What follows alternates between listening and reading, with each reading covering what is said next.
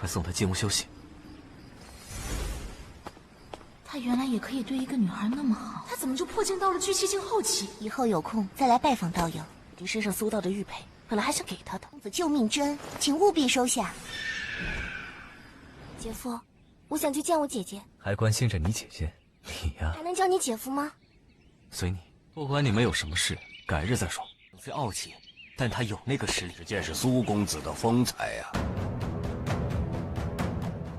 Kembali lagi, seperti biasa Mimin selalu mendoakan kalian semoga selalu dalam keadaan sehat dan dalam kondisi terbaik. Di video kali ini Mimin akan menceritakan sebuah donghua series dari Jian Dao.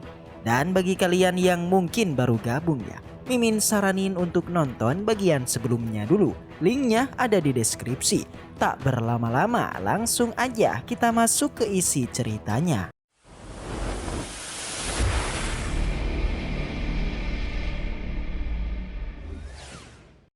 Cerita dilanjutkan dengan kini berlatar di kediaman Lord Suyi. Di sana kita melihat Lord Suyi sudah sampai setelah kemarin dia meratakan Gua 9 Kurpa menyelamatkan Lingsu dan juga Gu Juking. Setelah sampai ia pun menyuruh Zhugu King untuk mengantarnya ke kamar untuk beristirahat karena Lingsu sudahlah lelah. Mendengar itu awalnya Zhugu King tidaklah menurutinya. Tapi setelah Ningxi menatapnya, ia pun langsunglah bergerak melakukan semua instruksi dari Lord kita. Meskipun agak kesal, tapi karena ada Ningxi yang menyuruhnya, jadinya ia pun menurutinya saja. 快送她进屋休息。 Setelah itu Lord kita menyuruh pada Cajin agar menyiapkan air panas untuk adik iparnya ketika nanti sudah bangun. Selain itu, Sui juga meminta Cajin agar membuat bubur manis. Mendengar itu, Cajin pun mengiyakannya dan langsunglah pergi. Di perjalanan si Cajin tampak bingung dengan Lord kita yang kini bersikap baik pada seorang gadis. Ia bertanya-tanya siapakah gadis itu, karena sebelumnya dia belum pernah melihat Lord Suyi yang perhatian seperti ini. Selain dari itu, Cajin juga sangat terkejut dengan kecepatan kultivasinya Lord kita yang hanya dalam semalam aja dia telah menerobos ke ranah tahap akhir dari pengumpulan Ki. Jelas aja di seumur hidupnya ia belum pernah melihat seorang praktisi yang mampu melakukan terobosan berturut-turut hanya dalam semalam. Dan satu kata untuk sebutan dari Lord kita, yaitu seorang monster. 再去带些热粥，记得不要咸的。 他原来也可以对一个女孩那么好，他怎么就破镜到了巨气境后期？ Di saat yang sama Mutian kemudian bertanya apakah ada lagi yang perlu dia bantu. Jelas melihat ini Cajin menjadi kesal karena si Mutian teruslah caper pada Lord kita. Tapi seketika ia pun menjadi tersenyum dikala Sui bilang kalau saat ini tak ada yang perlu dibantu Mutian dan meminta untuk segera kembali pada keluarganya aja. Selain itu, Lord Sui juga berterima kasih pada keluarga Zheng karena telah melindungi kediamannya. Dengan begitu Mutian pun pergi. Setelah itu, kali ini giliran Ningxi yang ingin undur diri. Dia bilang ingin kembali ke akademi di mana dia inginlah membawa tetua Zhu untuk beristirahat. Dan ketika nanti dirinya punya waktu luang, maka akan segera kembali untuk menemuinya lagi. Lagi-lagi setelah menaiki burung elangnya, Zhugu King teruslah mengoceh dan melapor kalau sebelumnya dia telah menemukan liontin giok alias penyimpanan dari Wuhuan. Awalnya dia ingin menyimpannya, tapi Ningxi segera memintanya dan langsunglah ia pun memberikan pada Lord kita. Dia bilang seharusnya Zhugu King tidaklah melakukan hal tersebut, di mana seharusnya dia perlu berterima kasih karena telah menyelamatkan dirinya. Sembari memberikan liontin giok itu, Ningxi pun meminta maaf dan berterima kasih karena telah menyelamatkannya dan juga Zhugu King. Alhasil Sui pun menerimanya dan mereka pun pergi. 以后有空再来拜访道友。你身上搜到的玉佩，本来还想给他的一些战利品，何足挂齿。公子救命之恩，请务必收下。 Keesokan harinya Sui yang tengah duduk tiba-tiba dikejutkan dengan Lingsu yang kini sudah terbangun. Tapi ketika Lingsu bangun tubuhnya tidak stabil dan Lord kita juga memintanya untuk kembali beristirahat. Pada saat ini Lingsu menceritakan semua rasa sakit saat kemarin disekap oleh Wuhuan. Yang mana dia sudah nggak makan dan minum selama beberapa hari. Dan pada saat itu tak ada seorang pun dalam pikirannya selain Lord Suyi yang pasti akan menyelamatkannya.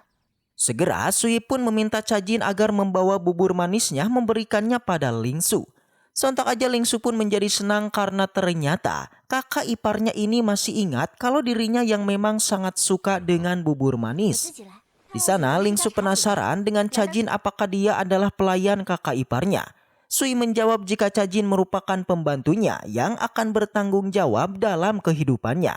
Lagi-lagi dalam perbincangannya, Lingsu pun membahas tentang hubungan Lord Suyi dengan kakaknya. Dengan tegas, Suyi pun menjelaskan jika kemarin dirinya sudah pergi ke Akademi Tianyuan menemui kakaknya untuk memutus kontrak pernikahannya. Mendengar itu, Lingsu pun menjadi kaget bahkan ia melepaskan buburnya dari tangannya. Beruntung dengan sigap Lord kita pun menangkapnya. Tapi meskipun Lord kita sudah memutus kontrak itu, tapi dia bilang dirinya tidak menyakiti kakaknya meskipun kemarin kakaknya teruslah menghentikannya untuk memutus pertunangan ini. Nampaknya kekhawatiran yang selama ini Lingsu takutkan akhirnya terjadi juga. Di mana sebenarnya dia tidak mau kalau Lord Suyi itu putus hubungan dengan kakaknya. Karena dia tahu perilaku Lord Suyi ini selalu bersikap baik dan pasti ia ingin berhubungan dengan kakaknya baik-baik aja. Tapi pada akhirnya tak ada yang bisa menjamin hal itu karena dia juga tahu perlakuan keluarga Wen pada Suyi di masa lalu memanglah sudah keterlaluan. Dan wajar saja jika Lord Suyi ini memilih untuk memutus hubungannya dengan kakaknya. Menurut Lord Suyi, pernikahannya dengan kakaknya memanglah sebuah masalah bagi keluarga Wen. Di mana kini dia sudah menyelesaikan kunci masalahnya yang pasti keduanya baik dirinya dan juga Jiwei juga telah merasa senang. Mendengar itu Lingsu pun langsung ingin bertemu dengan kakaknya karena dia tahu kakaknya saat ini sedang bersedih meskipun ia selalu bersikap kuat. Mendengar itu Lord Suyi merasa kagum pada Lingsu karena baru saja dia terlepas dari bahaya tapi masih peduli dengan kakaknya. Dengan begitu Suyi pun bilang jika dia akanlah mengantarkannya setelah nanti Lingsu makan dan juga mandi. Selain daripada itu ketika nanti Lingsu sudah bersama kakaknya, apakah dirinya nanti bisa bertemu lagi dengan Suyi di masa depan? Dengan tegas Suyi bilang kalau Lingsu sangat bisa bertemu dengannya kapanpun dia mau dan dia pun juga pergi. 姐夫，我想去见我姐姐，还关心着你姐姐，你呀，还能叫你姐夫吗？ 随你。 Di luar kediamannya kita bisa melihat ada sang pangeran beserta patriark keluarga Su.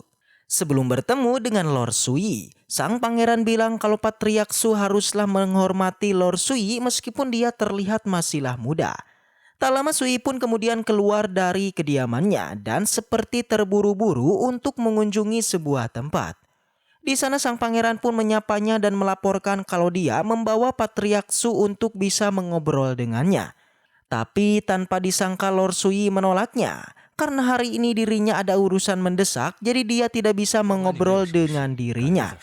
Pada saat ini segera sang pangeran pun meminta patriark Su agar tidak tersinggung. Karena meskipun Suyi bersikap arogan, tapi hal itu sepadan dengan kemampuannya.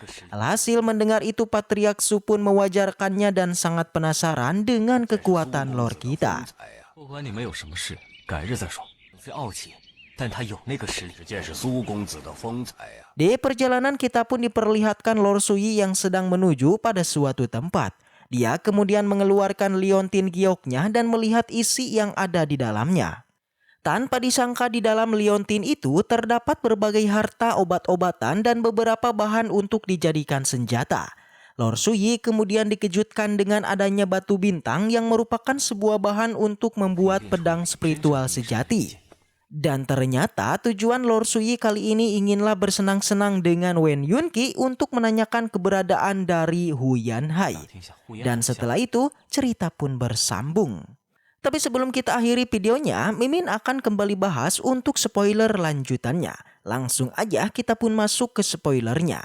Dalam cuplikannya kita bisa melihat kalau Lord Suyi mendatangi sebuah tempat yang sebelumnya telah dikasih tahu oleh Yunqi jika ingin menemuinya maka datanglah ke tempat ini. Selain itu Lord kita juga menunjukkan sebuah koin yang sebelumnya juga diberikan Yunqi saat ingin bertemu dengannya. Di sana Lord kita pun bertemu dengan pria gendut lalu memperlihatkan koin itu kepadanya. Akan tetapi tanpa disangka, setelah memperlihatkan koin itu tiba-tiba Lord kita pun dikepung oleh anak buahnya. Yang nampaknya Lord Sui ini sudah dijebak oleh Wen Yunqi guys. Akan tetapi dengan kekuatannya yang sudah di luar nalar, ia pun berhasil membabadnya, bahkan ia pun bisa menemukan lokasi dari kediaman Wen Yunqi. Di mana meskipun kediamannya sudah terpasang formasi, tetap aja Lord kita pun berhasil menghancurkannya dan langsung bertemu dengan Wen Yunqi. Lalu bagaimanakah kisah selanjutnya? Jika penasaran maka Mimin akan kembali lanjutkan di minggu depan. Baiklah, mungkin segitu aja untuk pembahasan kali ini. Semoga kita selalu diberikan kesehatan untuk mengawal Donghua ini. Dan sampai jumpa di video selanjutnya.